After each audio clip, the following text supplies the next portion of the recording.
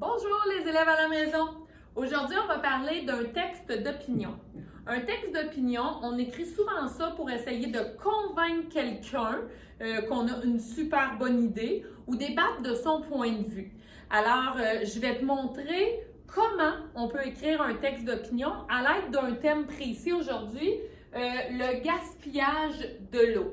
Donc, la diapositive suivante, les diapositives vont se trouver en slide sous ton plan de travail en fichier joint. OK? Donc, inquiète-toi pas si tu ne vois pas très bien. C'est plus pour m'aider moi à t'expliquer comment bâtir un texte d'opinion. OK? Donc, aujourd'hui, on commence avec une introduction naturellement pour mettre en contexte les gens qui vont lire notre texte.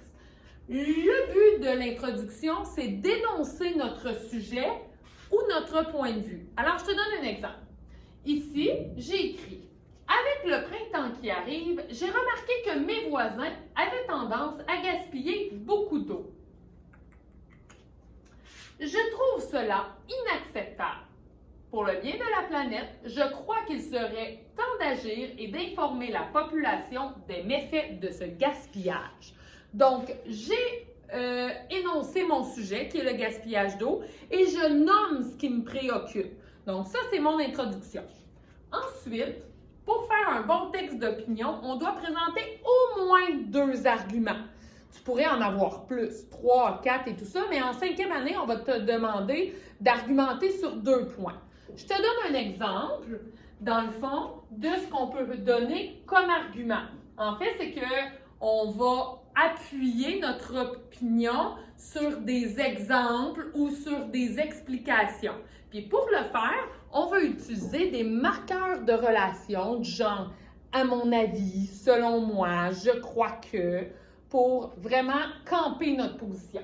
Donc, dans l'exemple que je te donne, je suis disparue, je suis là. L'eau potable est une ressource précieuse qu'il faut préserver. À mon avis, il est préférable de nettoyer l'entrée asphaltée d'une maison à l'aide d'un balai-brosse plutôt qu'avec un boyau d'arrosage qui gaspillerait de l'eau. Donc, je nomme pourquoi je suggère aux gens d'utiliser un balai-brosse. Ça, c'était mon premier argument. J'ai nommé un exemple. Je m'en vais à mon argument numéro 2. Encore une fois, je veux appuyer mon opinion avec une explication, avec des exemples. Donc, ici, je te nomme. L'eau potable représente seulement 2% de l'eau disponible sur Terre. Donc, il est important de l'économiser.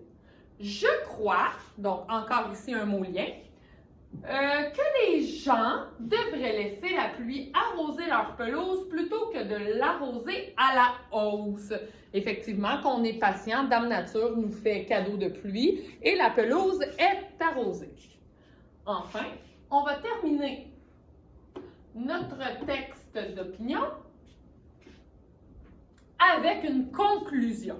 Dans notre conclusion, on va nommer un souhait pour notre projet, pour notre sujet. Donc, pour le gaspillage de l'eau, pour notre cause, ici, je nomme « Enfin, je voudrais convaincre les résidents de ma rue de modifier leur habitude de vie afin d'éviter le gaspillage d'eau et de vivre sur une planète plus respectueuse de l'environnement. » Donc, vous voyez, j'ai des arguments qui sont béton, qui sont valables. Donc, les gens vont être plus enclins à prendre ma lettre au sérieux et à écouter mon opinion et à suivre mes recommandations. Donc, voilà, c'était le texte d'opinion. Tu vas avoir à lire des textes d'opinion à la maison et plus tard, tu vas même avoir à en écrire un. Donc, tu pourras revenir au slide qui t'explique comment le construire.